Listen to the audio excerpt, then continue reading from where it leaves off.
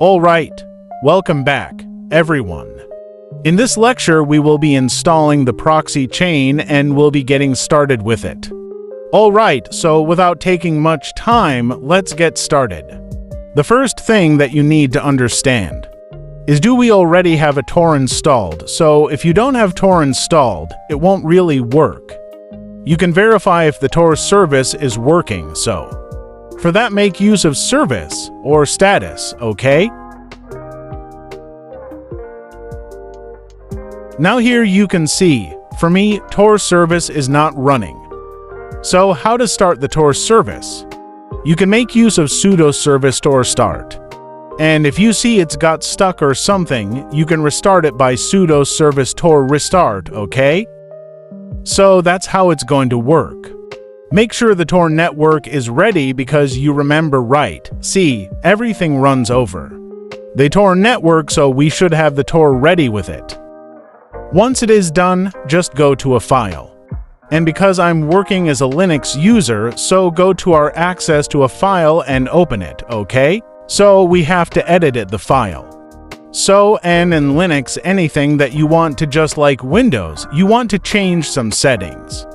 You have a wonderful UI, but in case of Linux, you have configuration file. These are nothing but the text file. You just have to edit the text file. So this is the proxy chain configuration, whatever you do. The changes in here, this will be impacted and proxy change. There are three kind of changes. We'll talk about the two of them, dynamic chain and the strict chain. Strict chain, if you see it says something in the hash is disabled. Just like in coding, right? And this thing which is without hash, it is enabled. So you see the strict chain is enabled. It means that it will be done of all the peers, all the nodes are ready. If it's not, then the chain won't be formed and the traffic won't be going through it. But in case of dynamic chain, even if one node is ready available, it can forward the traffic. So it's always good to start for the nodes. So you just have to remove the hash and let's get enabled. You see, it's now turn green. You know what? Now at the end, you should also verify to move things. First is the DNS leak the test. DNS leak ensures that even if you change your location, you take the DNS request from that location only. Why it is important is because even if you take Tor network or multiple VPN service provider, if you take your DNS request, it goes from your personal system. It's easy to understand. You are going through the traffic, you aren't reaches to the destination through multiple hops. But your genius request done locally, so in that case, anybody or it's not that secure enough because your DNS privacy still not protected. So with proxy chain, you can ensure that whenever you test, if your traffic goes through multiple hops, let's say it exit from Dutch. So your DNS requests should also be going through the Dutch itself. So that way, you can even not only secure your HTTP traffic, web traffic, but you even secure your DNS requests. Because that would be done through the same tunnel. Same path itself, and this problem happen when even though you go through the chain, it goes through the tunnel. And this problem happen when even though you go through the chain through the tunnel, but you take the DNS request locally, that's called DNS leaked. So I'll tell you how to do the leak test as well. So once this is done, you can go down and you can see this is already enabled proxy. DNS request, no link for DNS data, it is already enabled because it has been turned green. You can also add another SOC. SOC is the proxy's protocol basically, so SOC 4 and SOC 5 are the ones. You can add some more as well. I can make use of SOC 5.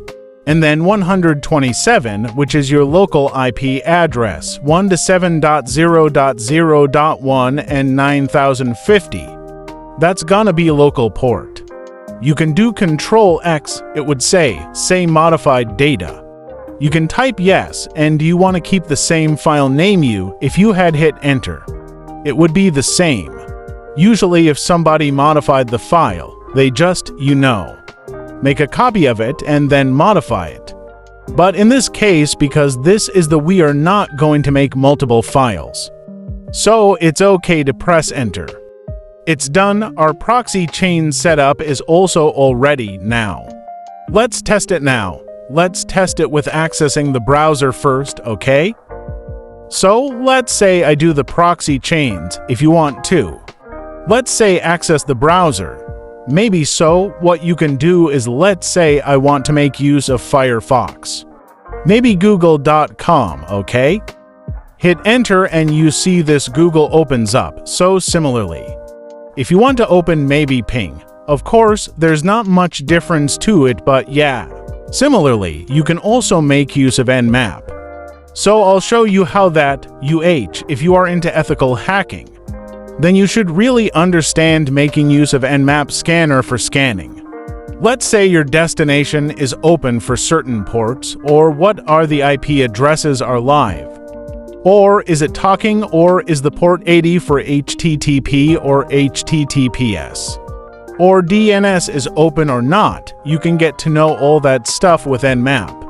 And Nmap is super powerful, robust scanner, like a pro that you can make use of it with that. We'll talk about it at one session as well, but till then, keep making use of it, and I hope you like the rest of the series as well. Thank you so much. We'll catch you in the next one.